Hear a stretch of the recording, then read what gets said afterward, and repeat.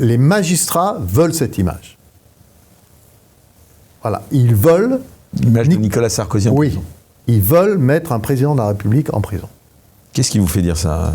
Ça fait très longtemps que ça a été d'ailleurs l'objet parfois de tensions avec Nicolas, voilà, parce que souvent je disais, faites attention, attention. L'inimaginable peut arriver. Aujourd'hui, c'est les détenus qui font la loi. C'est ce que j'allais dire. Les gardiens tiennent-ils encore la main sur les prisons ? Non. C'est pas de leur faute. Je vous assure que c'est pas de leur faute. Ils font le maximum. Est-ce que la prison, elle fait encore peur à ceux qui devraient la craindre, justement, là, pour le coup ? Non. Non, et pour un gamin de 17 ans de Seine-Saint-Denis, c'est une légion d'honneur. Et il va être recruté. J'ai vu ma fille pleurer. Donc là, j'ai senti que je lui avais fait très très mal. Très très mal. Et je lui ai dit, chérie, je ne vais pas à l'hôpital. Je vais à la santé. Ça va se terminer. Et elle était très très marquée, très très très marquée. Et je suis parti avec cette image-là. Évidemment, le pire, c'est la santé. Et malheureusement, j'ai connu les deux, puisque j'ai perdu ma troisième fille. J'étais en tôle. Donc ça, c'est dur. Aujourd'hui, qu'est-ce que vous voulez qu'il m'arrive ? Chers amis, un petit message juste avant de commencer pour vous rappeler que les incorrectibles ont plus que jamais besoin de vous. C'est une question de survie. Pour cela, vous pouvez donc nous soutenir et nous aider. Rien de plus simple, en description, sous cette vidéo, il y a un lien pour aller sur la plateforme Substack où vous pouvez accéder donc aux bonus de chacune de nos émissions. Vous pouvez bien sûr toujours nous soutenir aussi en vous abonnant sur YouTube. En tout cas, les Incorrectibles vous remercient pour votre soutien. C'est uniquement grâce à vous et grâce à vous seulement qu'on peut diffuser et produire ces émissions chaque semaine. Bonne émission.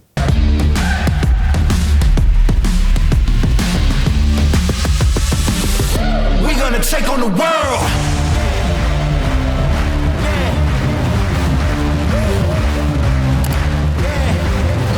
Bonsoir à tous et bienvenue dans Les Incorrectibles. Ravi de vous retrouver pour cette nouvelle émission. Vous êtes chaque semaine plus nombreux à nous écouter. N'hésitez pas à mettre des pouces levés, à partager cette vidéo ou bien à mettre un commentaire. Et puis surtout, merci à tous ceux qui nous soutiennent. C'est uniquement grâce à vous et à vous seuls qu'on peut produire chaque semaine ces émissions inédites. Alors cette semaine, ça n'aura échappé à personne, Nicolas Sarkozy, ancien président de la République, a été incarcéré à la prison de la Santé. Pour la première fois donc sous la Ve République, un ancien président dort donc derrière les barreaux.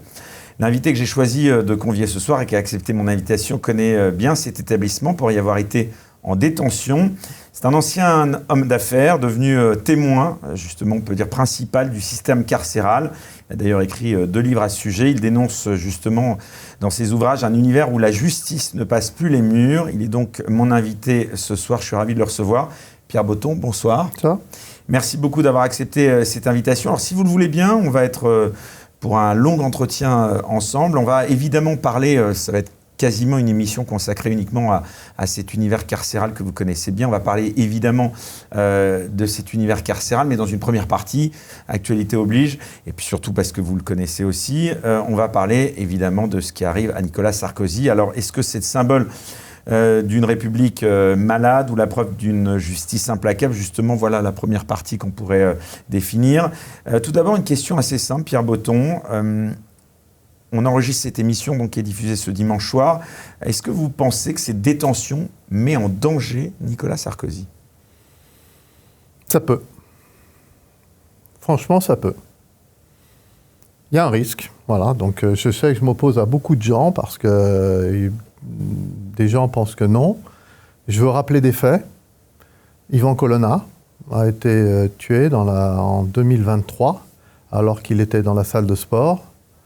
Et il a été tué par un détenu radicalisé en 9 minutes devant des caméras.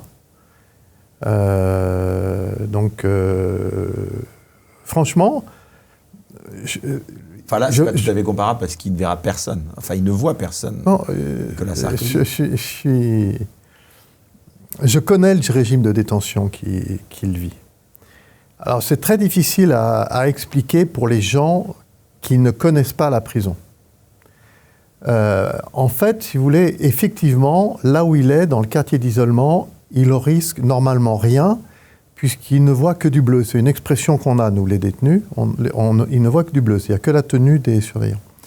C'est les surveillants qui lui servent la nourriture, alors que dans les autres bâtiments, non. Et il est tout le temps accompagné des surveillants et donc normalement de ses gardes du corps.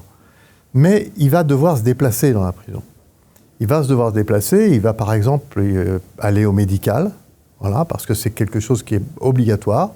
C'est-à-dire que le SMPR, le service médico-psychiatrique régional veut vous voir, les médecins veulent vous voir, parce que vous êtes sous leur responsabilité, puis parfois vous avez envie de les voir.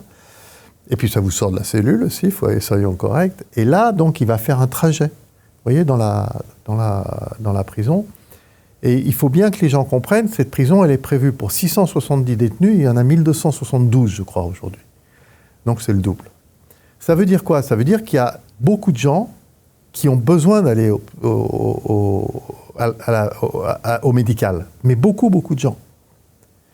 Donc il y a des gens qui attendent, et quand vous êtes au médical, vous avez des cellules d'attente. Alors même s'ils les ferment, même si les médecins sont indépendants là, du système judiciaire, ben, les médecins, ils ne vont pas vraiment trop accepter que... Ils vont comprendre, mais ils ne vont pas trop accepter que des gens qui soignent tout le temps... Vous voyez, donc, à chaque fois qu'il va sortir de ce bâtiment d'isolement, il y aura un risque. Je vais vous donner un autre exemple, c'est les avocats.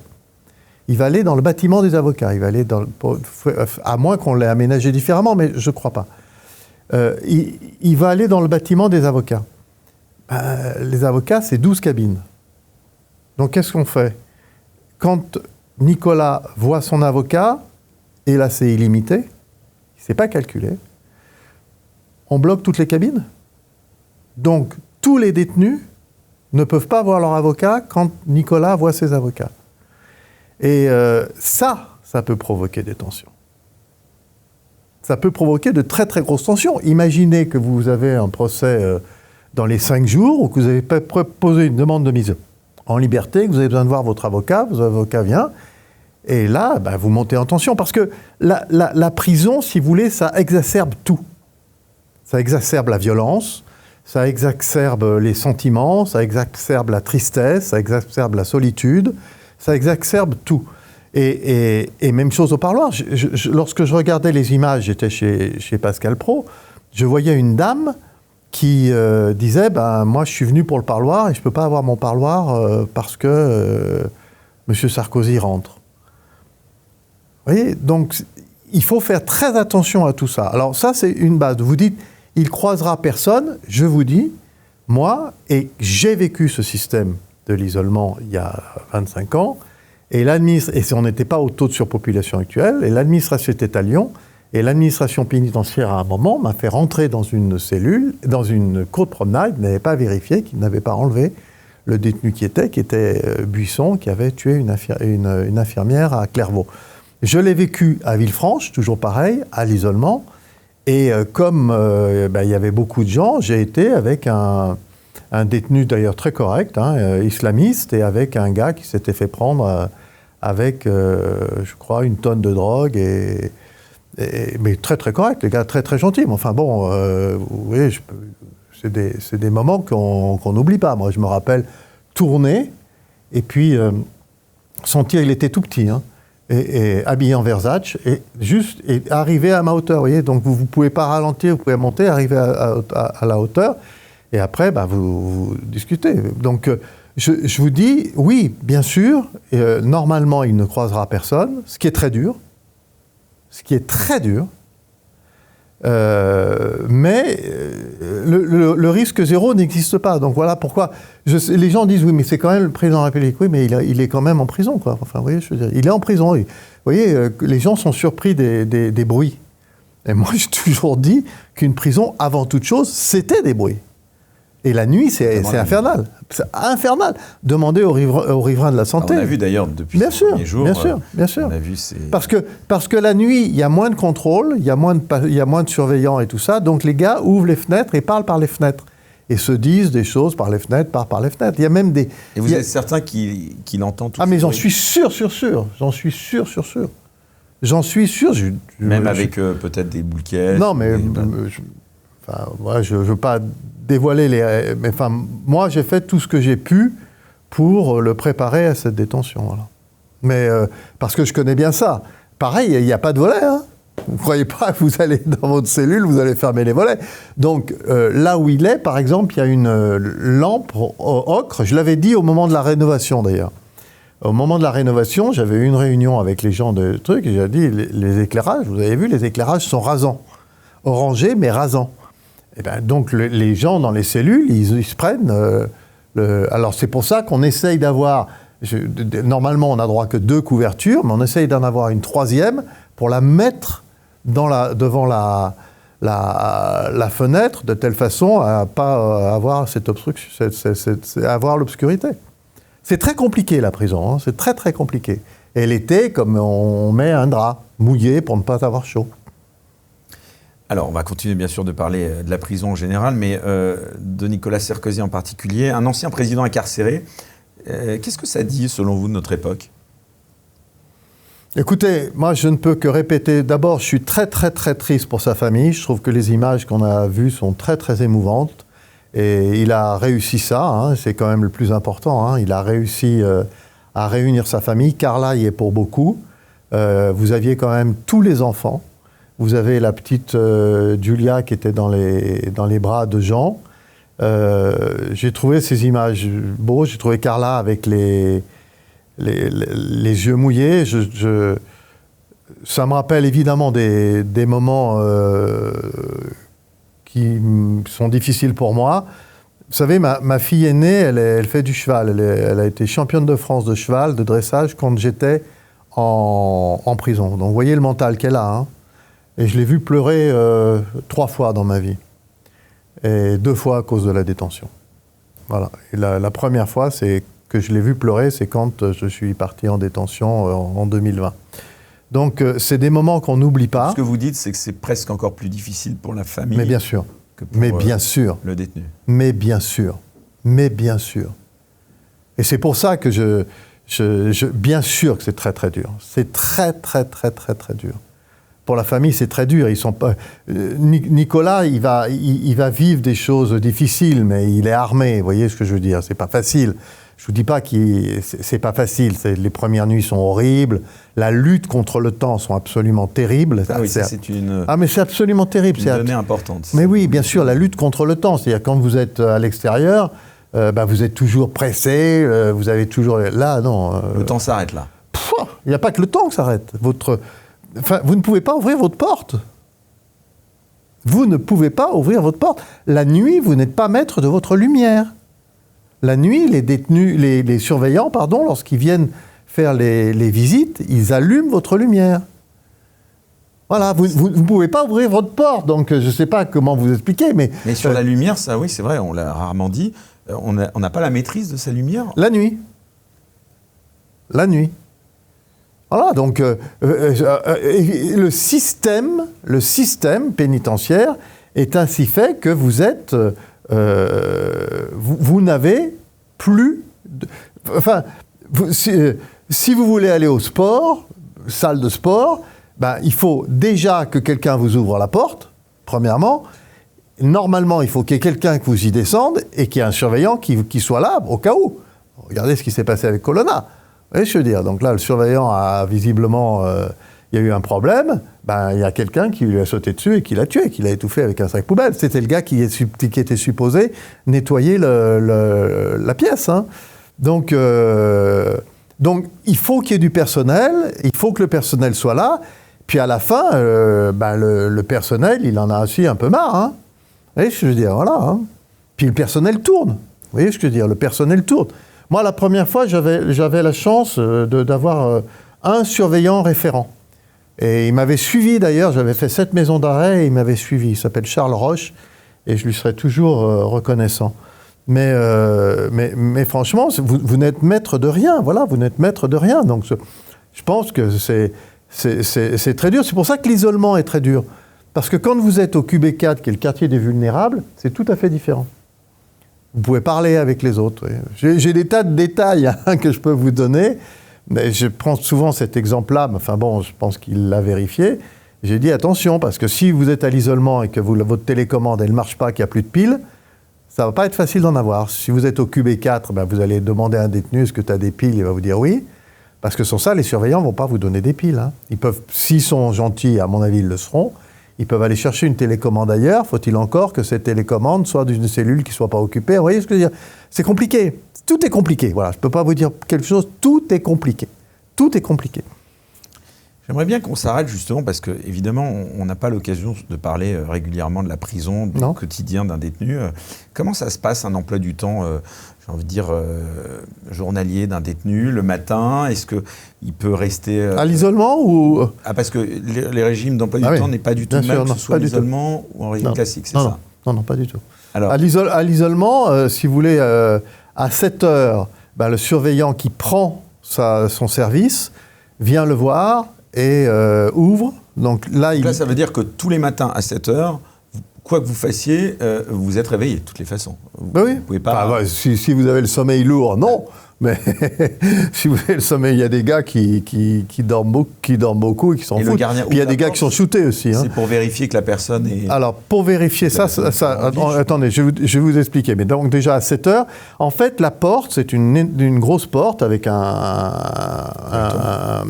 œilleton et avec un verrou en haut, un verrou en bas et une serrure au milieu.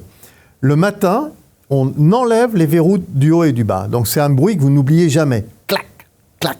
Là, et on déloque le double tour.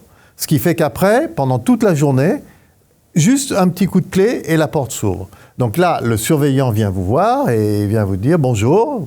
Donc, il dit bonjour, voilà. Si vous avez des poubelles, vous les mettez dehors. Vous avez un petit déjeuner, une collation On n'est pas à l'hôtel. On n'est pas à l'hôtel, Eric. Non, vous avez du chocolat. Vous pouvez en commander par la cantine. Hein. Vous pouvez avoir du chocolat, du café. Le pain, c'est le pain de la veille, si vous l'avez conservé. Et vous faites bouillir de l'eau. Voilà, et vous faites... Mais le matin, on ne vous donne rien. Voilà, si vous comprenez ce que je veux dire. Voilà, c'est sur le repas du soir qu'on vous dit café ou chocolat pour demain et un petit peu de beurre. Voilà. Et ensuite, hop, on vous ferme. Terminé. Terminé jusqu'à la promenade. Alors la promenade, les heures de promenade changent. Oui, ce que vous avez précisé, mais c'est intéressant, c'est-à-dire que le mode de fermeture de la porte n'est pas le même en journée qu'en nuit. C'est-à-dire que la nuit, c'est triple verrouillage. Ah, mais la nuit, quand vous entendez à 19h... c'est trois fermetures. C'est là que c'est le plus dur. Ouais, c'est difficile. Là, c'est dur. Parce que... et là, c'est à partir de quelle heure? 19h le soir? 19h le soir. De 19h jusqu'à 7h le lendemain matin? Ouais. Là, il n'y a plus aucune sortie possible? Non. Même pas de possibilité d'aller à la bibliothèque? Enfin, si on n'a pas le sommeil, non mais voilà. Mais excusez-moi, je rigole parce que vos questions... Non, mais c'est bien, vous posez des questions... Non, mais vous posez des questions de profanes, c'est très bien. Mais si vous voulez, vos questions... C'est pas du tout méchant, hein. Ouais. Vos questions montrent que vous ne savez pas ce que c'est que l'univers carcéral. Vous êtes privé de liberté, Eric. Vous êtes privé de liberté. C'est-à-dire que vous n'êtes plus maître de rien. Vous ne pouvez pas ouvrir votre porte et vous êtes dépendant des surveillants. Voilà, c'est tout. C'est tout. Voilà. Donc quand on dit, et la question, je le concède, était profane, mais c'était... C'est pas grave, il faut les poser, c'est bien, c'est vachement bien de les poser. Quand on a tendance à entendre qu'il y a accès possible à la bibliothèque, accès possible au sport... Non, il y a le bon vouloir du gardien ou des gardiens. C'est ça. Et puis, je vais vous expliquer, l'accès à la bibliothèque, alors il y en a une, la bibliothèque de... En dehors des heures de promenade, c'est ça que je veux dire. Oui. La bibliothèque de la santé, la grande bibliothèque, s'appelle la bibliothèque Robert Badinter. Mais en fait, si vous voulez, quand on dit l'accès à la bibliothèque du quartier d'isolement, alors je ne le connais pas, ce quartier-là. Enfin, je connais le quartier du QB4, mais vous y allez surtout pour sortir de votre cellule et discuter avec les copains. Parce que vous ne croyez pas que vous êtes à la bibliothèque de France. Hein, vous n'avez pas... Vous voyez ce que je veux dire. Et ensuite, l'intérêt, c'est quand même de... Vous prenez le livre, mais vous n'allez pas le lire à la bibliothèque. Vous voyez, vous êtes à l'isolement, vous soyez tout seul à la bibliothèque ou tout seul dans la cellule, quand même, vous préférez être être dans la cellule. Parce Moi, je que vous demande ça la parce qu'en cellule, dehors c'est des chez heures- vous. C'est hors des heures de promenade, Oui. l'accès au sport ou à Ouais. la bibliothèque. Ouais. Et ça, cette partie-là, elle peut durer longtemps, pas longtemps, c'est au Bon vouloir du surveillant. D'accord. Bon vouloir du surveillant. Donc si je vais jusqu'au bout du raisonnement, hors des heures de promenade, si le surveillant est plutôt conciliant avec vous, vous pouvez avoir 1 heure, 2 heures de respiration Oui, mais en dehors de votre cellule. il n'y a pas que la question du bon vouloir du surveillant, hein. Il y a la question du temps. Il y a d'autres gars, quoi. Il y a d'autres gars qui doivent en profiter. Vous voyez, je veux dire, enfin voilà, quoi. Donc, il faut le comprendre, ça. Vous comprenez, il y a d'autres gars qui doivent aller au sport aussi, parce que... Toute une réorganisation. oui, mais de la parce vie. qu'il faut que vous sachiez une chose, c'est qu'à l'isolement, mis à part Nicolas, qui ne présente absolument aucun risque pour la détention, ni pour les surveillants, ni pour personne, à l'isolement, vous mettez que les gens dangereux, hein. Il n'y a que les gens dangereux. Il y a 2 endroits où les gens sont dangereux à la santé. C'est le QB3, qui est le quartier des radicalisés. Voilà. Donc, qui sont on les appelle les barbus, nous. Donc, c'est là où ils sont. Et vous avez l'isolement et le quartier disciplinaire, qui sont l'un à côté de l'autre. Et si vous voulez, là, vous mettez des mecs qu'on peut... Je vais vous donner un exemple. Nous, on avait un gars qui était absolument ingérable, qui avait 28 ans, qui en avait pris 27 pour avoir tué et violé une handicapée de 70 ans. Le gars était ingérable. C'est-à-dire que le gars, on ouvrait la porte de sa cellule, immédiatement, il balançait de l'urine, vous voyez, il balançait sa chaise, il démontait son frigo la nuit, il le balançait. Donc, à un moment, quand vous ne savez plus où le mettre, vous le mettez à l'isolement, quoi. Parce que voilà, vous le mettez à l'isolement. Puis après, les prisons d'Île-de-France leur filaient. Ouais, parce que c'est des gens qui prennent beaucoup de temps. Comprenez, le gars, il a pris 27 ans. Qu'est-ce qui va lui arriver? Il a pris 27 ans. Qu'est-ce qui va lui arriver? Donc, si vous voulez, et normalement, ces gens-là sont à... J'ai un autre exemple, d'ailleurs. C'est un gars qui était... il hurlait 24 heures sur 24. Mais il hurlait, hein. Il hurlait, il tapait, il cassait tout et tout ça. Donc les gars en cours de promenade repéraient sa cellule, ils disaient « Arrête !» Et il continuait. Visiblement, il était sevré de crack. Et il paraît que c'est terrible, ça. 24 heures, 48 heures. Donc on montait tous chez le psy en disant, ou au médical, en disant « Écoutez, faites quelque chose, parce qu'il va foutre le feu à la prison. » Mais c'est-à-dire que vous aviez 1000 gars qui ne dormaient pas, parce que c'est H24, ça donne une puissance, une montée. Ils l'ont mis, ils l'ont pris, ils ont écouté, parce qu'ils ont senti que ça commençait à y avoir des tensions, et ils l'ont mis à l'isolement, au-dessus du médical. Donc c'est là où est Nicolas. Je suis retourné au médical, et la psy m'a dit « Monsieur Botton, on comprend pourquoi vous hurliez tout ça. Nous, on l'a gardé juste 2 heures, après on l'a mis en psychiatrie. » Voilà, donc, si vous voulez, il est dans un... Voilà, moi, je ne comprends pas cette décision, mais bon. Alors voilà, comment vous avez réagi, justement, quand vous avez appris que cette exécution provisoire donc, avait été décidée écoutez, je pense que alors qu'il a fait appel, hein, on le rappelle, donc non, il est présumé mais innocent, alors on se parle. je vais vous expliquer 2 choses. Alors évidemment, je suis un ancien détenu, j'ai eu affaire à la justice, à 25 ans d'écart. Vous avez passé 2 ans, c'est ça? J'ai passé 602 jours la première fois et 27 ans après, 2 ans. Donc il faut bien que Vous avez passé 4 ans. Oui. Il faut bien que vos téléspectateurs comprennent d'où ça vient, ce que je vais vous dire. Mais donc c'est forcément orienté. Nicolas Sarkozy et sa famille sont mes amis, ils ne m'ont jamais lâché. Mais moi, ça fait un moment que je dis que les magistrats veulent cette image. Voilà, ils veulent... L'image de Nicolas Sarkozy. Oui, ils veulent mettre un président de la République en prison. Qu'est-ce qui vous fait dire ça? Ça fait très longtemps que ça a été d'ailleurs l'objet parfois de tensions avec Nicolas, voilà, parce que souvent je disais, faites attention, attention. L'inimaginable peut arriver. Voilà. Et vous pensez qu'il s'y attendait pas du tout, du tout? Non. Et donc, si vous voulez, je pense que là, l'exécution provisoire, c'est fait pour obtenir cette image-là. Voilà. Mais elle envoie un très mauvais message. Je ne parle pas du tout, moi, de la République, tout ça, je ne fais plus de politique, voilà. Mais le gars, il s'est présenté à toutes les audiences. Il a accepté, alors son statut, toutes les gardes à vue. Il a... 70 ans. Il a 70 ans. Il n'a jamais fui. Il n'a jamais fui. Il a répondu à la justice, tout le temps. Il a tout le temps répondu. Il a des garanties de représentation. Il est présumé innocent, il a fait appel, et on le met en prison. Ça veut dire quoi? Ça veut dire que quand vous êtes, entre guillemets, réglo avec la justice, elle ne l'est pas forcément avec vous. Et c'est pas vrai que pour Nicolas, hein. C'est pas vrai que pour Nicolas, donc il faut le savoir. Donc, la justice, c'est quand même un peu pile ou face, hein. Vous le voyez sortir avant Noël, vous? Je ne veux pas me prononcer là-dessus. Vous savez, quand j'étais en cours de promenade avec les autres détenus du QB4, où il y avait des policiers, Georges Tron, Jean-Luc Lahaye, Brunel et tout ça. Brunel qui est mort en prison, d'ailleurs. Oui, c'est horrible. Vous croyez que c'est une mort naturelle ou pas? Parce que, enfin, je veux dire... il était vraiment mal. Il était vraiment mal à plusieurs reprises. On s'en veut tous. Il n'a jamais été placé... Enfin bon, c'est un autre sujet. Je veux respecter... Les gens laissaient entendre... Non, possibilité d'être assassiné en prison, ça... Je veux respecter... il est parti, de toute façon, donc aujourd'hui, ça ne sert plus à rien, si vous voulez, de ça. Voilà. Il aurait fallu faire avant.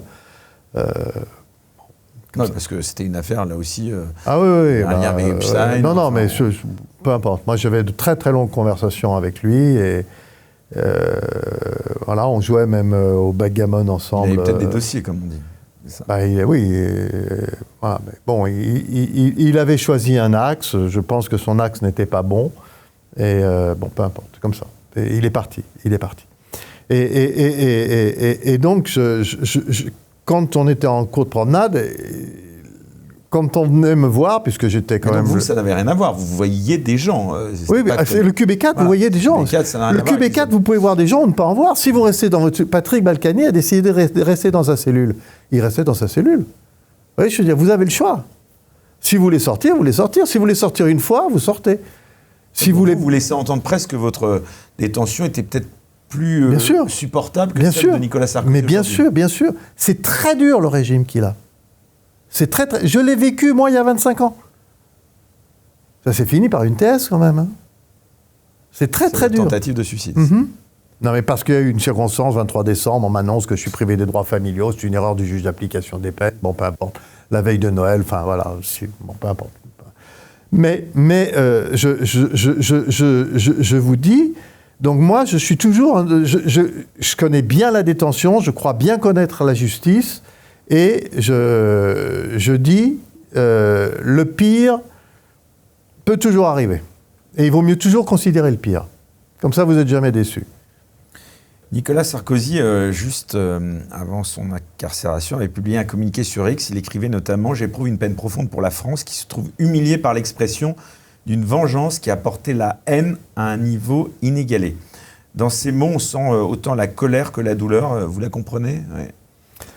Vous savez, quand vous êtes en face de ça, vous avez deux façons de réagir. Et je vais vous expliquer pourquoi c'est grave, tout ça. Non, je vais expliquer pourquoi c'est grave. La première fois, moi, quand j'y suis allé, j'ai eu conscience d'avoir fait une connerie. J'avais financé la campagne politique de mon beau-père. Michel Noir. Oui.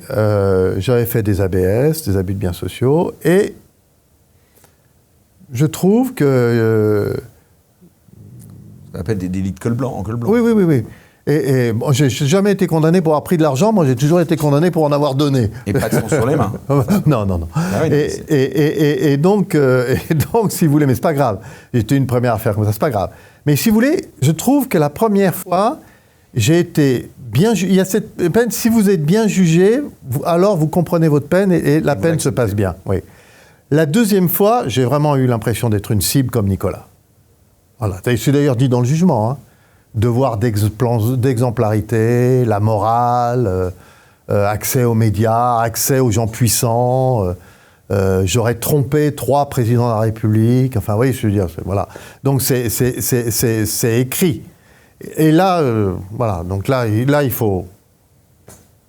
Et à l'inverse, des gens comme Cahuzac, à ma connaissance... Pas un jour de prison. Pas un seul jour de prison. Pas un jour de prison. Comment vous expliquez ça? Je pense que les gens comprennent, vous savez. Je crois que les Français, ils sont plus bêtes. Hein. Du tout, du tout. Je crois qu'ils ont un regard. Alors après, vous savez, aujourd'hui, je crois qu'ils ont un regard. Cahuzac, pas un jour de prison. Le gars en droit, en plus, il se représente aux élections. Mais bon, c'est pas grave, tout est permis. Mais le gars droit dans les yeux, à l'Assemblée nationale, je vous assure que je n'ai pas de... Il est ministre du budget, c'est-à-dire... Le mec fait pas un jour de prison. Là, moi, ça me fait marrer. Je vous assure, parce que là, on parle d'exemplarité. Putain, quel exemple on donne. Bon, peu importe. Tant mieux pour lui, tant mieux pour lui. En parlant justement de politique, on va dire, de personnalité politique la plus importante, donc celle du président de la République, donc Emmanuel Macron, qu'il a reçu quelques jours avant. Est-ce que vous pensez qu'il est lâché, pas lâché, soutenu, pas soutenu Je vais vous expliquer. Sans faire de politique, mais non, mais là encore, je vais rapprocher ça de mon expérience parce que je n'aime pas parler de ce que je ne connais pas. Voilà, vous connaissez bien le milieu politique. Oui, mais j'ai expliqué. Moi, j'ai une affection très forte pour le président Macron. Très forte. Pourquoi? Parce qu'il ne m'a jamais lâché. Emmanuel Macron? Oui. Il ne m'a jamais lâché. Et ça veut dire quoi, ça, dans les faits? C'est-à-dire qu'il m'a écrit en prison. C'est-à-dire qu'alors que j'étais incarcéré, il m'a demandé de faire un rapport sur ce que je voyais.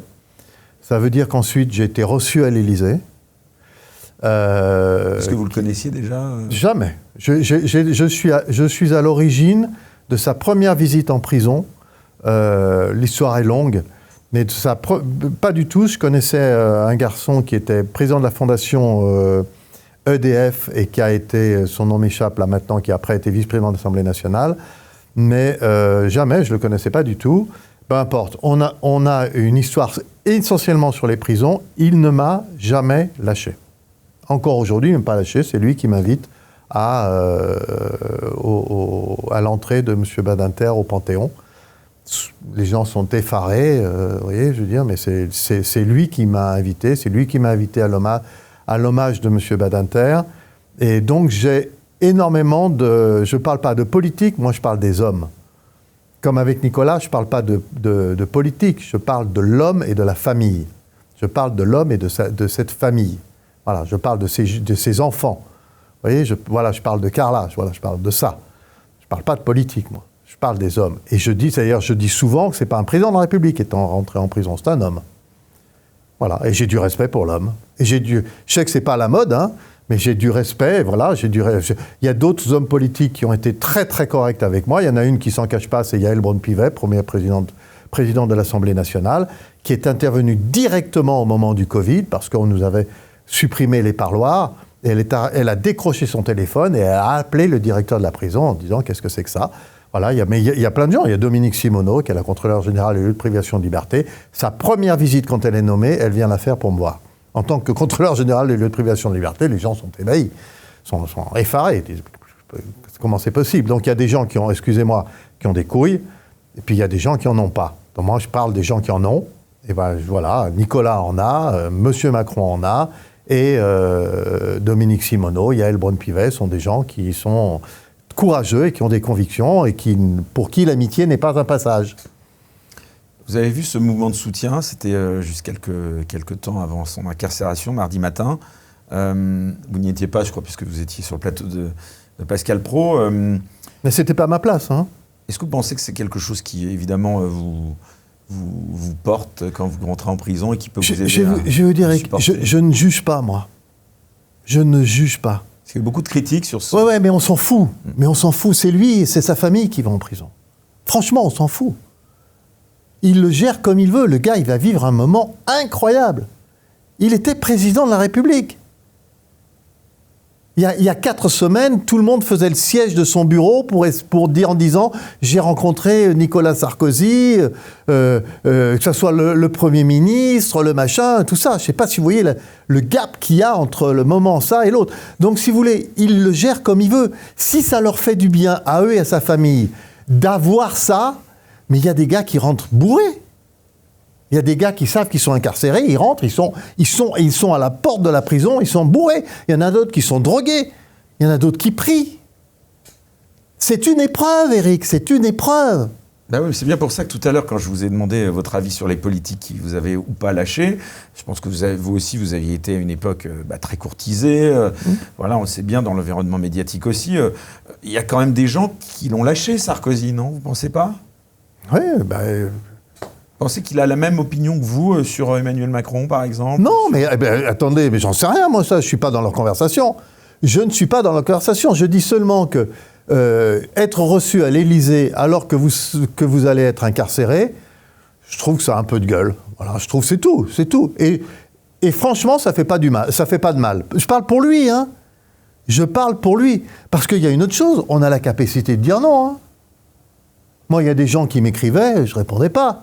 Il y a même une dame de l'inspection des finances qui a demandé un permis de visite et qui l'a obtenu.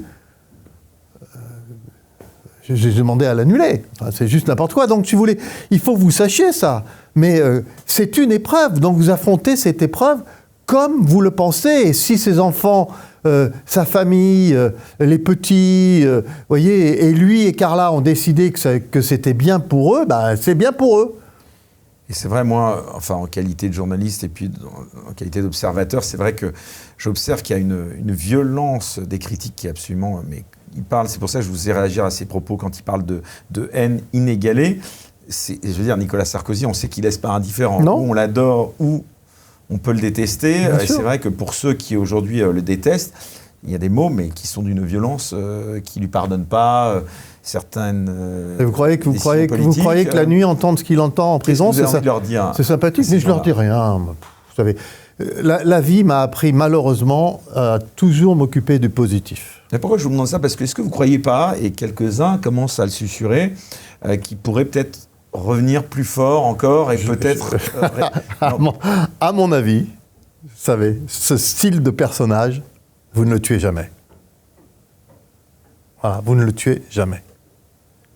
Voilà, et je pense qu'il peut peut-être avoir envie, parce que, vous savez, on a cette phrase, hein, les détenus, c'est la prison c'est dur, mais la sortie c'est sûr. Donc il peut avoir, s'il a la santé, s'il a l'envie, peut-être l'envie de participer au changement de ce système-là, qui est un système fou. Voilà. Voilà. D'ailleurs, il commence à y participer. J'ai entendu Gérald Darmanin dire qu'il fallait des prisons adaptées suivant les condamnations et suivant les délits et les crimes qui étaient commis. C'est bien, ça fait seulement 15 ans que je le dis, avec les syndicats de surveillants pénitentiaires d'ailleurs. Parce que si vous voulez, on a fait Vendée-le-Veil, très bien, 2 pour 200 détenus, mais on n'a pas fait, ce qui est beaucoup plus facile, hein, des petites prisons, mais je ne veux pas vous ennuyer avec ça, mais on n'a pas fait des petites prisons pour les toutes petites peines, où on fait des tests salivaires pour soigner contre la drogue et ainsi de suite. Voilà. Donc on a fait, si vous voulez, pourquoi je respectais beaucoup M. Badinter? D'abord parce qu'il y avait des moments où j'avais des coups de blues. Je ne parle pas en prison, hein, dans mon combat, il y a des moments c'est dur parce que vous en prenez plein la tronche. Et je l'appelais, je dis à M. Badinter, je crois. Et là, je me faisais engueuler avec sa voix grave. « Je vous interdis! Je suis là! Je serai toujours là !» Et à 2 mois de son décès, il m'avait encore écrit et donné l'accord pour qu'un des quartiers de Fresnes ça porte son nom. Donc, si vous voulez, c'est des gens qui ont des convictions fortes. Je pense que Nicolas est comme ça, voilà. Nicolas a ça en lui. C'est vrai que psychologiquement, on n'est pas tous égaux devant la prison. Non. Comment vous expliquez qu'il y ait des gens pour qui, j'ai envie de dire... on le voit, hein, parmi les criminels, là je parle de gens de manière générale qui sont en prison pour des actes odieux et qui, évidemment, n'ont pas l'impression de supporter ça de la même façon que quelqu'un comme vous, qui avait peut-être au départ une vie qui vous préparait jamais, de toute façon, à ça. Je ne sais pas, en tout cas, nous, voilà, enfin, la prison, c'est dur pour tout le monde.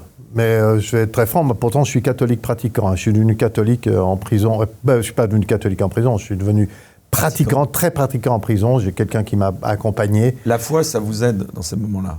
Ça m'aide beaucoup et ça m'aide beaucoup aujourd'hui. J'ai malheureusement perdu une fille et je suis aujourd'hui persuadé qu'elle est à côté du Seigneur et que c'était mieux pour elle et que je la retrouverai. Et ça, c'est la foi qui me permet de tenir. Sans ça, je me serais fait péter la caisse. Et d'ailleurs, j'ai vu que Nicolas avait pris une vie de Jésus. Et je pense que c'est une façon, si vous voulez, de dire que Dieu ne nous envoie que les épreuves. Enfin, je ne veux pas faire une mission religieuse, hein, mais que Dieu nous envoie les épreuves qu'on peut supporter, qu'il y a toujours un sens à ce qu'il nous envoie. Voilà.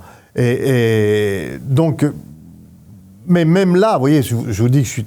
Mais j'ai mes limites, moi aussi. Les pointeurs et les violeurs, ben, je ne veux pas en entendre parler. Je m'en fous de ce qui leur arrive, en fait.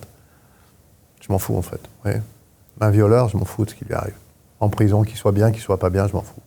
Enfin, déjà, très souvent, d'ailleurs, puisque j'étais le plus vieux dans la cour de promenade, c'est moi qui leur disais de pas tourner avec nous. Et d'ailleurs, la foi, vous en parliez de la foi catholique, j'ai envie de dire, qui est un peu plus rare que celle qu'on imagine dans les prisons, hein, puisque... Oui, non, mais il y a un truc... Il y a quand même un aumônier qui Non, mais attendez, moi justement, je veux parler de ça. Je veux parler de ça. Je sais que ça ne plaît pas, mais je veux parler de ça. Quand j'étais à la santé, Patrick Balkany l'a confirmé aussi, mais il l'a confirmé après que je l'ai dit. Vous voyez ce que je veux dire? Donc il faut oser le dire, parce que tout le monde a peur de tout. Moi, vous vous doutez qu'aujourd'hui, j'en ai un peu rien à faire de tout. Et j'ai dit qu'il y avait des appels à la prière. Nicolas va les entendre, hein. Mais de quel type de prière? Musulmane. Le matin, à midi, le soir, et là, la prison se calme. C'est très, très impressionnant. Hein. C'est très impressionnant. Hein. Voilà, donc... On dit des appels à la prière, c'est-à-dire que... Non, c'est-à-dire qu'il y a des gars qui ont des baffles énormes. Il ne faut pas me dire que l'administration pénitentiaire ne sait pas où elles sont, hein, parce que si moi je sais où elles sont, tout le monde sait. Autorisé, on laisse faire ça. On laisse faire, oui, mais que de même qu'on laisse rentrer la drogue, de même qu'on laisse rentrer tout un ensemble de choses. Les prisons sont un espace de non-droit. Vous le voyez bien quand même, on en est au stade où pour protéger quelqu'un, enfin on marche sur la tête quand même, hein, où pour protéger quelqu'un, on doit mettre 2 personnes armées, alors que normalement c'est interdit. J'allais y venir. Ouais. Alors que normalement c'est interdit, parce que... ça vous inspire justement qu'il y ait 2 policiers qui dorment dans une cellule voisine de celle de Nicolas Sarkozy. Déjà, ils sont en prison aussi, les pauvres. Donc, ils sont aussi... Leur porte doit être ouverte. Oui, je pense aussi. Mais non... 2 qui se relayent toutes les 12 heures, hein, c'est ça pour, mais si vous voulez, il faut parfois regarder les choses comme ça. Mais même... Il y a eu un début de polémique d'ailleurs entre il y aura tout, mais il y aura des polémiques sur tout. Il y aura des polémiques. Il y a des polémiques sur le premier parloir de Carla. Il y aura le premier parloir... Carla, vous voyez, je veux dire, voilà, il y aura des polémiques sur tout. Mais vous pouvez les ouvrir. Surtout, si vous avez de l'argent, vous pouvez beaucoup téléphoner. Moi, je dépensais 500 € de téléphone par mois, parce que le téléphone, c'est très, très cher. Et vous avez des gens qui ne peuvent pas, qui n'ont pas cet argent-là. C'est pour ça qu'ils ont des téléphones portables. Voilà, il y en a d'autres, c'est pour continuer les trucs, mais voilà. Donc, et en sachant que vos communications sont toutes sur écoute. Oui, bien sûr, elles sont sur écoute. Vous savez, je répète, la prison, elle est prévue pour 700 personnes, et il y en a 1200. Allez écouter les 1200 et en parenthèse, les gars qui ont des téléphones portables, ils sont pas sur écoute, et ils passent des communications régulières, légales, en racontant n'importe quoi, mais tout se passe par téléphone portable, bien sûr. Voilà. Vous en aurez tout le temps des polémiques sur l'incarcération de Nicolas. Tout le temps. Il y en a une autre d'ailleurs aussi en devenir. Gérald Darmanin qui a dit qu'il rendrait visite à Nicolas Sarkozy, justement en détention. Est-ce qu'il a eu tort d'annoncer ça publiquement? Est-ce qu'il est dans son rôle? Les magistrats s'insurgent. Est-ce qu'un ministre peut visiter un prisonnier sans embrouiller la frontière entre justice indépendante et pouvoir politique? J'ai dit 2 choses, et il y a une chose qui m'a beaucoup surpris, parce que je crois qu'il m'a un peu répondu. D'abord, j'avais beaucoup de... Comment expliquer? J'avais foi en M. Darmanin. J'y ai cru. Alain Parfait. Oui, Alain Parfait, oui. J'y crois plus du tout. Les ponts sont coupés. Pourquoi? Parce qu'il n'a rien fait. Voilà. Et je vais vous dire quelque chose sur ça. Il dit qu'il va voir Nicolas Sarkozy, mais est-ce qu'il lui a demandé?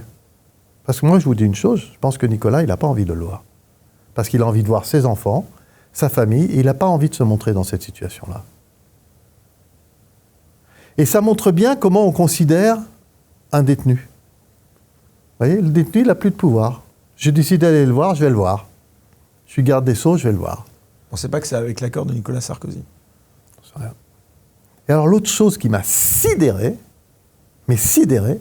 c'est que j'ai appris qu'à l'âge de 18 ans, il est allé visiter son papa en prison. Darmanin. C'est lui qui l'a dit, devant le Sénat, je crois. Mais il a tout oublié. Il a tout oublié. Comment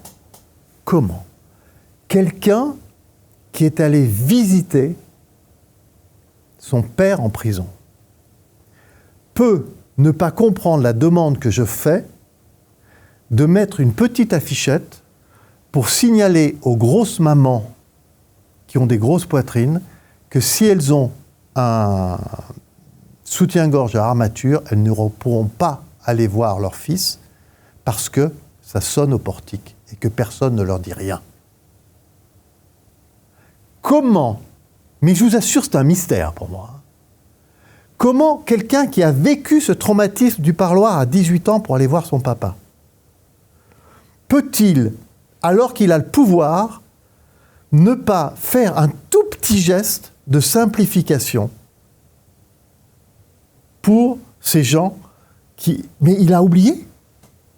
Il a oublié l'attente dans les parloirs. Et voilà, j'en reviens à Nicolas. Nicolas, il y avait un contrôleur général des lieux de privation de la liberté qui s'appelle M. Delarue. Et il m'appelle, il me dit « Pierre, j'ai besoin de vous ». C'était il y a... Nicolas était président. Et il me dit, voilà, moi je disais partout qu'effectivement, quand j'étais en prison la première fois, je ne pouvais pas signer le carnet de notes de mes enfants. Et pour une opération, je ne pouvais pas... C'est comme si j'étais mort. Et donc il me dit, Pierre, j'essaye, là il y a un truc terrible. L'administration pénitentiaire a fait une circulaire dans laquelle on ne peut plus rentrer de photos d'enfants. Et si on rentre une photo, ça a la taille d'un post-it. Et il me dit, faites quelque chose. Eh bien, celui qui m'a obtenu ça, il s'appelle Nicolas Sarkozy, président de la République. Vous voyez ?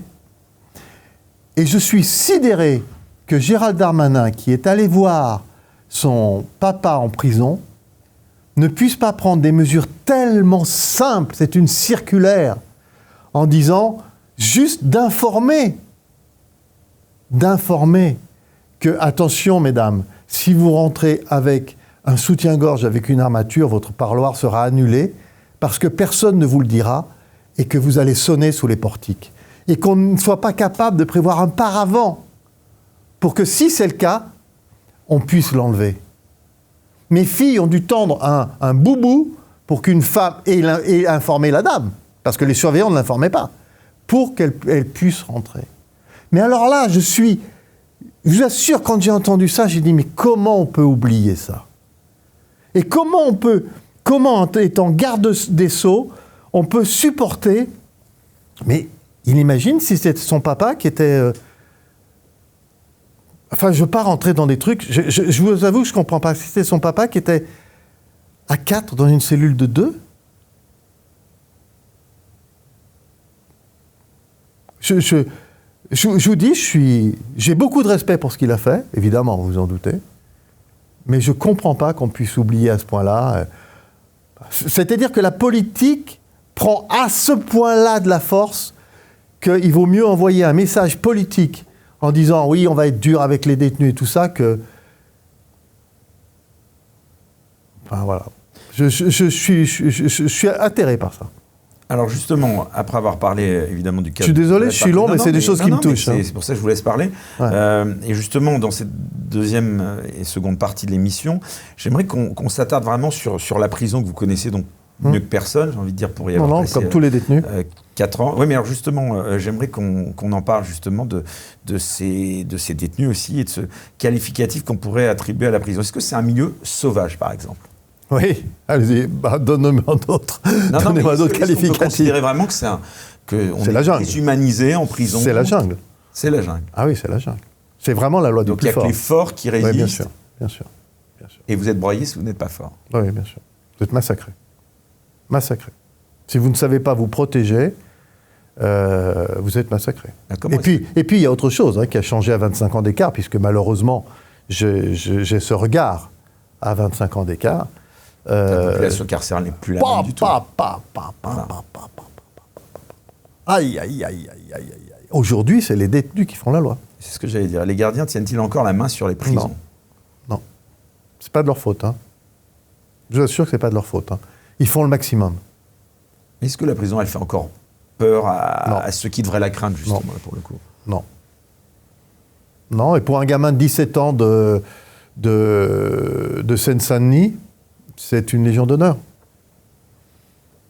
Et il va être recruté. Il va être recruté. Enfin, je ne suis pas en train... Si vous voulez, je pense qu'il y a encore 10 ans, 5 ans, je pense que j'apprenais des choses aux gens qui ne me croyaient pas. Ils disaient, ouais, il en fait beaucoup, il doit avoir beaucoup d'amertume, il veut se venger.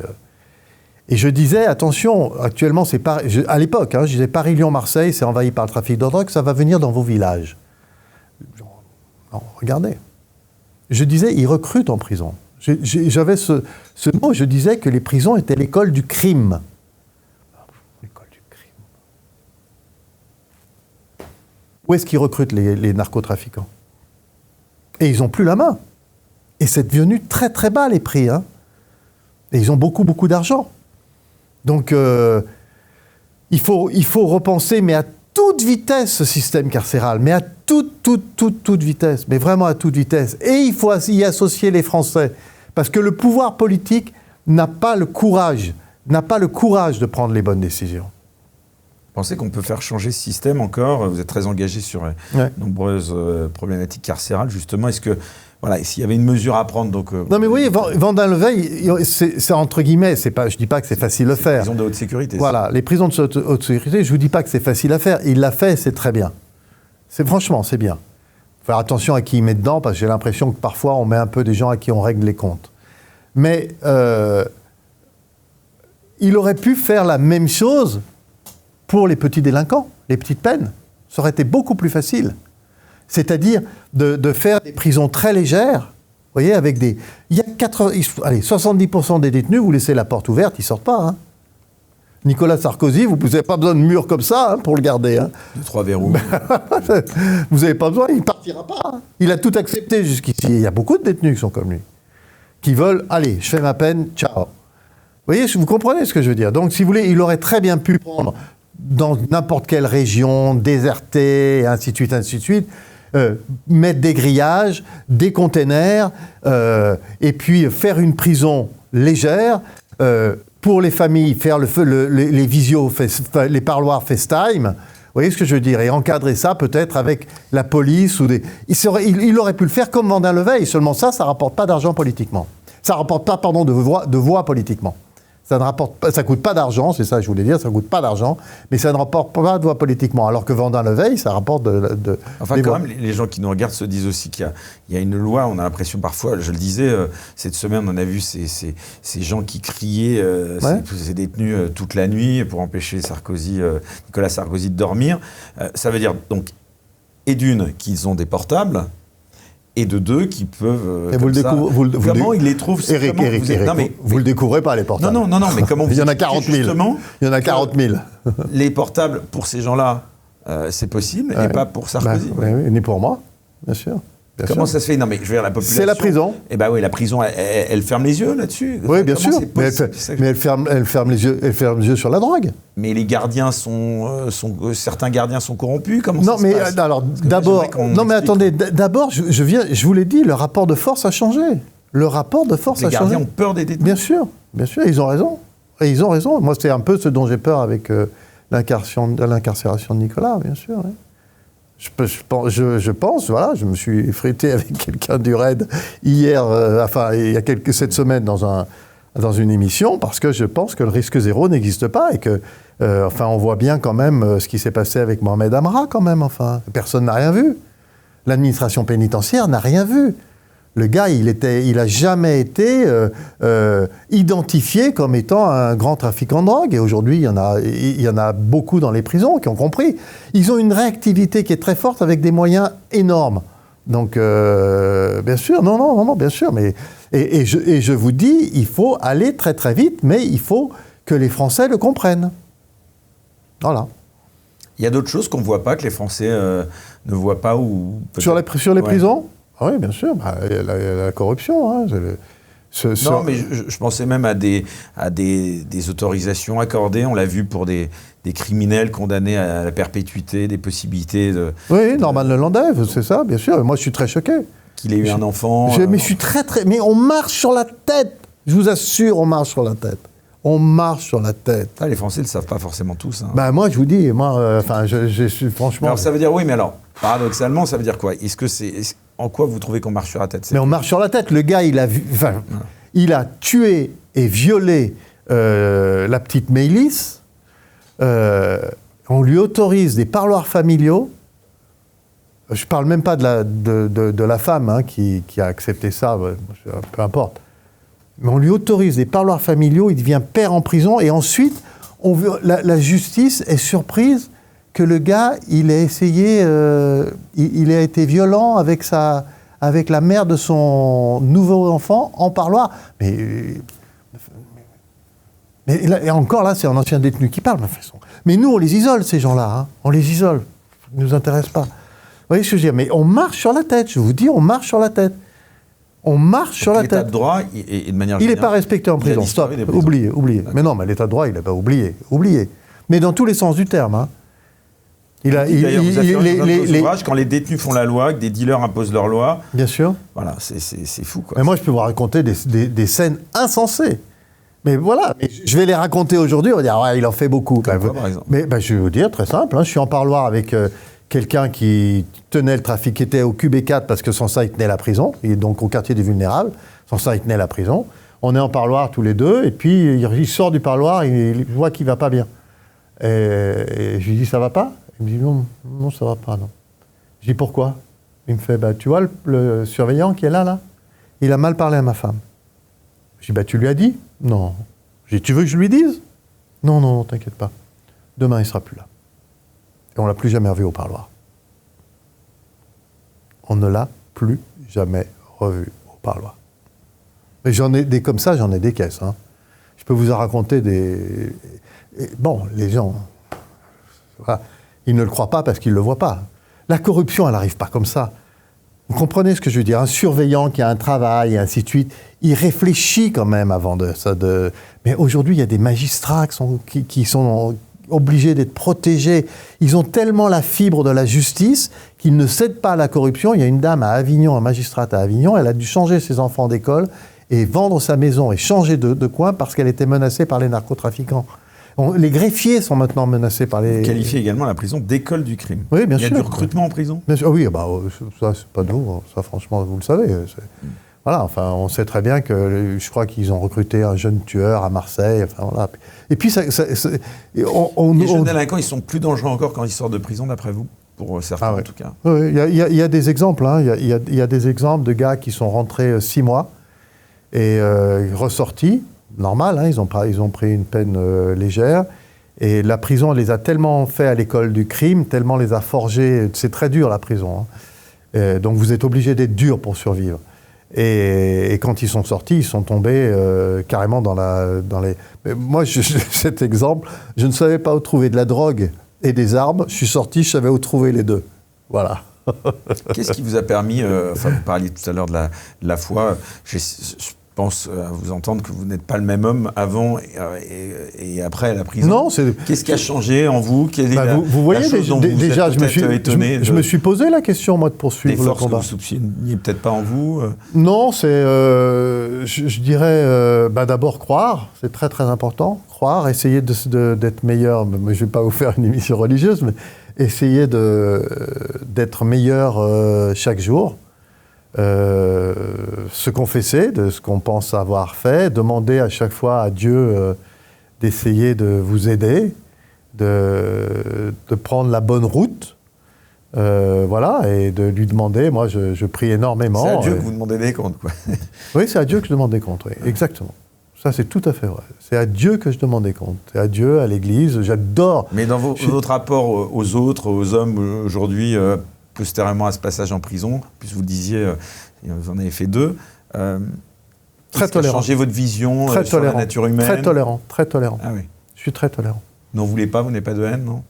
Non. Non, non, ça sert à rien, la haine. J'essaye de construire, vous voyez, j'aurais pu, voilà, mais ça sert à rien, non, je voudrais arriver à changer le système. Et puis, vous savez, je me suis jamais mis à genoux devant personne. Et j'adore cette phrase, je crois que c'est d'Einstein, l'homme n'est jamais aussi grand que quand il s'agenouille devant Dieu. Et moi, j'adore m'agenouiller devant Dieu. J'adore être à l'église et m'agenouiller devant Dieu. J'adore ça. Voilà, parce que, voilà, mais autrement, c'est pas très facile de me faire mettre un genou à terre. On parle souvent d'un aumônier des prisons. Est-ce qu'il y a des aumôniers dans les prisons? Oui, il y a des aumôniers, mais bon... Non. Oui, il y a des aumôniers. Moi, j'ai pas une bonne expérience avec l'aumônier des prisons. Donc voilà, je ne veux pas en parler parce que j'ai pas une bonne expérience. D'accord. Voilà. Mais j'avais quelqu'un qui me guidait, qui était puissant, mais qui était extérieur, hein, qui m'a écrit pendant 6 jours, qui m'a envoyé des livres et tout ça. C'était quelqu'un de puissant, avec qui je suis encore en relation. On l'a reçu il y a quelques mois dans cette émission et malheureusement il est décédé depuis. Loïc Le Floch. Oui, bien sûr. J'étais incarcéré avec lui. J'étais incarcéré avec Loïc. Oui, bien sûr. Bah, lui, il a vécu un truc terrible. Hein. On était ensemble. Alors là, c'était un quartier différent, à la Santé. Avec Tapie, d'ailleurs. Tapie a fait un séjour aussi. Oui, parce que même Bernard Tapie, on sait que cet épisode a été très, mais très, oui, mais très si vous voulez, je regrette qu'il n'ait pas mis son talent, qui était énorme, à ça, parce qu'il avait une telle puissance. Moi, je n'étais pas toujours d'accord avec lui. Hein. On s'était fâché lorsque je lui ai racheté La Vie Claire. Mais après, on s'est réconciliés au moment de sa maladie. Mais je trouve qu'il avait un tel talent qu'il aurait changé les choses. Vous voyez, il avait une telle puissance, une sens de dialogue, d'attraper les gens, de trouver les arguments. Il aurait changé les choses parce que je suis quand même très très seul. Hein. Donnez-moi des exemples de gens qui essayent de modifier les trucs sur ce sujet. Vous savez, dernièrement, il y a quelques années, j'étais avec le patron des patrons du MEDEF. Et je me discute, là je vois que votre regard, vous voyez, s'accroche sur moi, et puis je vois que le regard de ce monsieur s'en va, de cette dame d'ailleurs, s'en va. Et je lui dis, je vous intéresse plus? Elle m'a dit, si, monsieur Botton, au contraire, ça m'intéresse beaucoup. Je cherchais un combat plus difficile que le vôtre, j'ai pas trouvé. Vous parliez tout à l'heure de Bernard Tapie, c'est vrai qu'on se souvient tous de cet épisode qui ressemble en beaucoup de points, enfin en termes de personnalité, on a souvent peut-être fait des comparaisons avec aussi Nicolas Sarkozy. Et justement, je crois que je me souviens, si je ne me trompe pas, d'une anecdote où Bernard Tapie respirait sous la porte pour capter l'air parce qu'il faisait très chaud. Et à la Santé, ça a été très très dur pour lui. Franchement, ça a été très très dur. Il sortait en promenade avec encadré de surveillants, ça a été très très dur. Mais il est resté très peu de temps, il est resté 5 jours et après il était à Arles, et après, je ne sais pas où, dans le sud en tout cas, mais après je ne connais pas parce que voilà, j'ai toujours une question avec M. Tapie, c'est, nos 2 filles ont à peu près le même âge et ont le même prénom, et il a fait venir sa fille et moi non, la première fois. Et je ne sais pas ce qui est bien, voilà. C'est-à-dire que vous ne vouliez pas la faire venir, c'est ça, pour voir? Non, voilà. À la 2e fois, elles sont venues, hein, elles ont été admirables. Mais la première fois, je n'ai pas voulu, je ne sais pas ce qui était bien. Lui, il l'a fait venir. Tout à l'heure, vous n'avez pas voulu me répondre sur le délai que vous estimiez possible de libération de Nicolas Sarkozy avant ou pas Noël, puisque le délai dans lequel va être étudiée cette demande de remise en liberté, maximum de 2 mois, beaucoup estiment que ça peut être de l'ordre de 3 semaines, 1 mois. Est-ce que 3 semaines, je crois que c'est Didier Schuller qui l'a dit, 3 semaines en prison, et pourtant il y a 20 ans, disait Didier Schuller, il s'en souvient encore de chaque minute. Oui, bien sûr. Plus de 20 ans après. Alors bien sûr, après, vous savez, après, il y a des gens qui ne le disent pas. C'est incroyable parce que 4 ans, j'ai envie de dire, pour vous, de ce que je devine, de votre sans doute force, pour vous, 3 semaines, ça devait pas être... Non, c'est énorme. C'est énorme. La lutte contre le temps est absolument terrible. Donc on sait que Nicolas Sarkozy, s'il passe ces 3 semaines ou 1 mois, de toute façon, il y aura... Oui, mais après, il y a des façons si vous voulez, il y a des gens qui veulent le dire, il y a des gens qui ne veulent pas dire. Vous voyez, M. Xavier Niel a fait quelques jours de prison. Et j'espère que je ne trahis pas des secrets entre lui et moi. Mais j'ai beaucoup milité à ses côtés pour qu'il essaye d'en parler. Alors, maintenant, il commence à en parler. C'est bien, parce que, vous voyez... ça l'avait traumatisé, c'est ça? Oui, puis il voulait mettre ça derrière lui. Et vous voyez, il en parle avec talent. Combien de temps 2 mois. 2 mois, puis je crois qu'il a été innocenté ou il n'a pas pris beaucoup. Mais si vous voulez, ce que je veux dire, c'est pas ça qui est important. C'est que si vous voulez, quand vous avez quelqu'un comme lui qui en parle, vous imaginez la puissance que ça a? Vous comprenez? Pourquoi vous lui diriez d'en parler si... Ah mais j'ai pas besoin de la télé pour lui dire. C'est pour constater moi ça. J'ai pas besoin d'une émission pour lui dire. Il le sait. Il le sait. Il me répond d'ailleurs tout le temps à toutes mes demandes, à toutes les fois que j'ai besoin. Il me répond. Non, franchement, il le sait. Vous savez, mais moi j'essaye j'ai cette chance-là, que je n'explique pas d'ailleurs. Hein, d'être reçu par beaucoup de gens, je dirais, on penserait qu'ils ne recevraient pas un ancien détenu. Vous voyez, vous comprenez ce que je veux dire? Voilà, donc j'ai beaucoup de chance. Je vous racontais mes relations avec le président Macron, elles sont quand même juste incroyables. Hein. Donc voilà, je pense que c'est vrai que j'aimerais beaucoup. Alors après, on verra comment... Vous imaginez si Nicolas se met là-dedans? Avec le talent qu'il a, la force qu'il a, la puissance qu'il a. Vous pensez qu'il pourrait en faire un combat je ne sais pas, je le souhaite.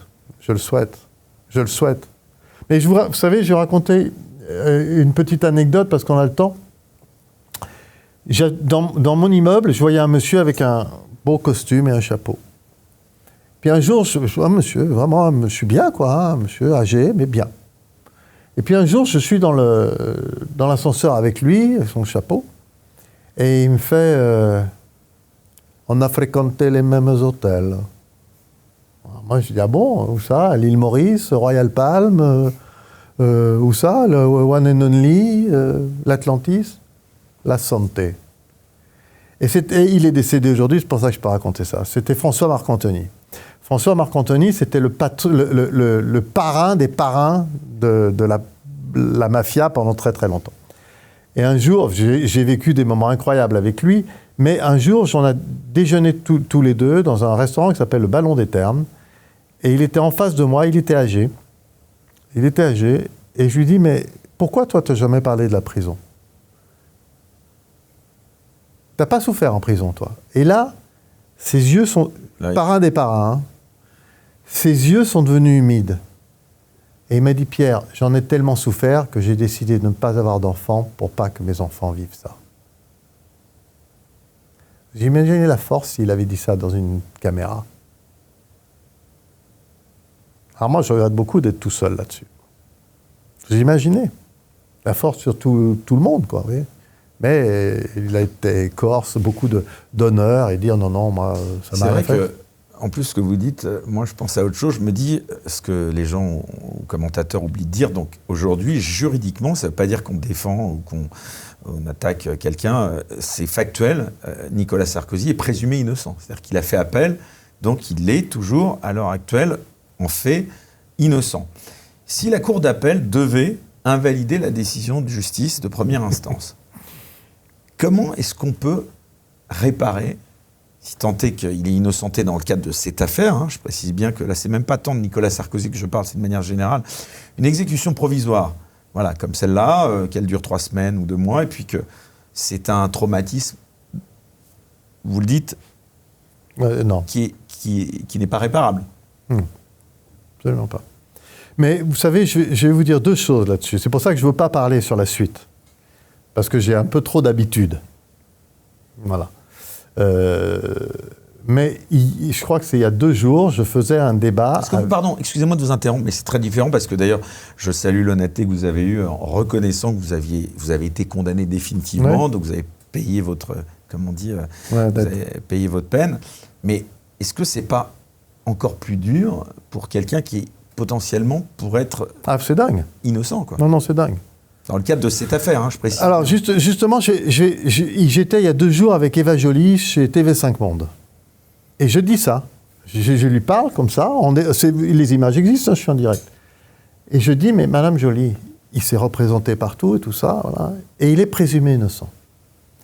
Et là, Eva Joly, qui est la juge qui a mis Bernard Tapie en prison, hein, et d'autres, avec son accent norvégien, elle me regarde droit dans les yeux. Il est présumé innocent, monsieur. Il n'est pas innocent. Quand vous êtes présumé innocent, et je pense qu'elle représente beaucoup la fibre, la colonne vertébrale des magistrats et de la pensée des magistrats. D'une dérive, selon vous, alors. Les magistrats. Et elle me dit, si vous êtes présumé innocent, c'est qu'il y a suffisamment de charges contre vous pour que vous soyez présumé innocent, mais vous n'êtes pas innocent. Et moi, j'ai beaucoup entendu ça. Beaucoup. Chez les magistrats, je parle. Beaucoup entendu ça. Donc, à l'inverse, c'est une présomption de culpabilité, à l'inverse. Voilà. Et vous êtes pour... Alors, il y a beaucoup de gens qui... D'ailleurs, petit passage aussi Enfin, petite remarque au passage, je crois que Nicolas Sarkozy, d'ailleurs, l'a appelé, de ce qu'on a appris pour lui dire qu'il avait été sensible à ses propos. Marine Le Pen s'est exprimée sur cette exécution provisoire qui, selon elle, altère la double juridiction, voilà, puisqu'il y a des appels qui sont faits pour, par définition, mettre à zéro les compteurs. Bon, Marine Le Pen, dont un procès arrive en janvier 2026, et qui pourrait de facto, elle aussi, de toute façon, sur le plan de l'inéligibilité, elle a aussi un sujet, mais au-delà de ça, même de condamnation possible. Voilà. Qu'est-ce que ça vous inspire Mais moi, je vais vous expliquer. Politiquement combattus. Non, politiquement, je vous explique, je ne fais pas de politique. Vraiment, je ne fais pas de politique. Non, mais là, j'ai rencontré Jordan Bardella de façon fortuite et j'ai trouvé que c'était une mécanique extraordinaire. Bardella, excuse-moi, Jordan Bardella, et j'ai trouvé que c'est une mécanique fantastique. Vraiment, j'ai trouvé qu'à son âge, on a parlé des prisons, et je trouve que c'est une mécanique fantastique. Mais toute personne qui amène son soutien à quelqu'un qui est dans la difficulté est respectable. Ça ne veut pas dire cautionner. Ça ne veut pas dire dire que c'est pas bien. Non, ça veut dire que c'est très chrétien, en fait. Hein. C'est-à-dire, quelqu'un est dans la difficulté, vous allez l'aider. Vous pensez qu'Edwy Plenel est d'accord avec cette analyse ? J'ai pas de très bon rapport avec Edwy Plenel. Non, mais voilà, c'est intéressant. Depuis très très longtemps, j'ai pas de très bon rapport avec Edwy Plenel. En tout cas, par rapport à Sarkozy, mais vous considérez qu'il est dans son rôle. Je sais pas s'il a la foi, et je veux pas rentrer là-dedans. Vous voyez, hier, j'ai vu Caroline Forest, vous voyez, je sais pas, et je lui ai envoyé un message, je lui ai envoyé, je trouve que vous êtes très honnête intellectuellement. Et j'ai trouvé, j'ai vu un truc, moi, et j'ai trouvé qu'elle est... Si vous voulez, il faut un peu... Seul. Non, mais peut-être. Mais il faut peut-être casser ça. Et donc, je vous dis, toute personne qui amène son soutien à quelqu'un qui est... Mais d'ailleurs, moi, j'y parviens pas. Parce que je ne vais pas amener apporter mon soutien à Norman Lelandais ou à la tueuse de Lola. Vous voyez ce que je veux dire ? J'allais y venir. Non, mais je vous explique. On m'a posé sur un plateau, mais pour vous, est-ce que la tueuse de Lola est aussi présumée innocente que Nicolas Sarkozy ? Et j'ai répondu non. Alors, le journaliste a dit, mais... Je dis non, moi je suis un ancien détenu, tueur, violeur, je ne veux pas entendre parler. Mais je ne suis pas fier de ça. Par rapport à ma foi, par rapport à tout ça, je ne suis pas fier. Je vous dis, j'ai encore du progrès à faire. Mais en règle générale, je dis toute personne qui apporte son soutien à quelqu'un qui est en difficulté, je trouve que c'est respectable. C'est tout. Et ça n'a pas à être jugé. Ça n'a pas à être jugé. Vous voyez, même moi, si demain il y avait quelqu'un... à la limite, pour cette femme qui a donné un enfant à Norman Lelandais, j'aurais plutôt envie de prier pour son âme. Vous voyez ce que je veux dire ? Parce qu'il y a quelque chose que je trouve qui ne fonctionne pas.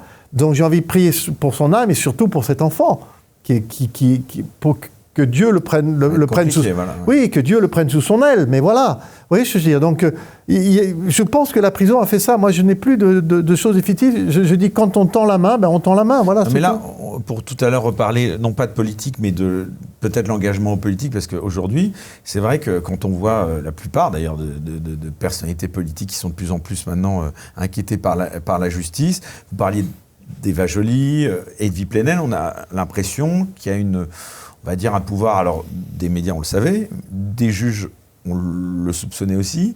Est-ce que là on n'a quand même pas la preuve qu'il y a quelque chose il n'y a pas besoin de poser un problème? Non mais attendez, il y a pas Marine Le Pen est déclarée inéligible, mais attendez, alors que la volonté populaire est de la porter peut-être au pouvoir. Excusez-moi Eric, je fais là encore, hein, je suis un ancien détenu, donc vous voyez ma parole, elle est bon. Mais enfin, vous voyez le traitement de l'affaire, je crois que c'était je ne sais plus qui faisait une comparaison au traitement de l'affaire Fillon. Putain, c'est allé vite, hein. voyez, c'est aller vite quand même. Hein. Il a été empêché. Hein. La demande de mise en liberté de Nicolas, elle pourra aller très vite aussi. Hein. Ah, vous pensez qu'elle pourrait aller plus vite que les... J'en sais rien, mais pour Fillon, c'est aller vite quand même.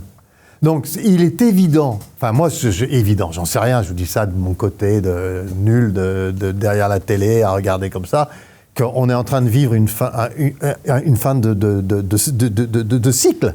Et on voit bien qu'il y a une lutte de pouvoir, on voit bien que c'est en train d'arriver. Vous voyez bien qu'il y a un ancien pouvoir qui est en train d'essayer de résister, de tout sauver, partout. Enfin, quand vous voyez, je la connais pas, mais là, il y a eu le vol du Louvre. Quand vous voyez cette dame, qui est sans doute très respectable, qui est là depuis 4 ans, et qui ne reconnaît aucune responsabilité, et qui, vous voyez, il a pas été propre. Mais il y a plus tout ça, c'est terminé. C'est-à-dire que si vous voulez, mais surtout ce que je trouve incroyable, c'est que Rachida Dati ne la démissionne pas. Enfin, franchement, vous voyez, je veux dire, voilà. Donc tout ça, c'est des, vous voyez, vous voulez dire que Rachida Dati ne la démissionne pas, oui, bien sûr. Patronne du Louvre, ou que Rachida Dati ne démissionne pas elle-même? Non, pas du tout. Ah bah pardon, mais moi j'ai envie de dire, vous ne pensez pas qu'elle a une responsabilité aussi? Je pense que non, il y en a une qui est là depuis 4 ans, l'autre, elle n'est pas ministre de la Culture depuis 4 ans non plus. Non, je ne crois pas. Je ne crois pas. Oui, ok. Mais vous voyez ce que je veux dire, et qu'on prenne des mesures immédiates. Enfin, vous voyez ce que je veux dire. Voilà, les cas. Enfin, on voit bien. Pas, Pierre Breton, qu'aux États-Unis, un ministre de la Culture qui aurait sous sa coupe un tel vol, il aurait été débarqué par Donald Trump. Là, Eric, c'est pas bien parce que vous faites rentrer en politique, donc c'est pas très bien. Non, c'est pas bien. Puis en plus, j'ai rien pour cela. Non, ce que je vais vous expliquer, mes filles, moi, ont vécu 10 ans aux États-Unis. D'ailleurs, quand je suis sorti de prison, je les ai mis 10 ans aux États-Unis. Et ça fait très longtemps qu'elles me disaient, mais Trump va être élu, papa, parce que tu vis pas aux États-Unis, il va être élu. Voilà, donc si vous voulez, je pense qu'on vit, je crois, hein, mais même avec les prisons, pour revenir à mon sujet, je pense qu'on vit une fin de siècle, parce qu'il y a un moment... On parle pas de politique, on parle du pouvoir des juges. Est-ce que vous ne pensez pas qu'il est trop important aujourd'hui, le pouvoir des juges ? Mais Eric, ils le prennent parce qu'on leur laisse le prendre. Là, ces magistrats-là savent exactement ce qu'ils font. Et puis, on m'a mis la brigade financière. Et là, j'ai compris que c'est fini. Donc, évidemment, le pire, c'est la santé. Et malheureusement, j'ai connu les deux, hein, puisque j'ai perdu ma 3e fille. J'étais en tôle. Aujourd'hui, qu'est-ce que vous voulez qu'il m'arrive ?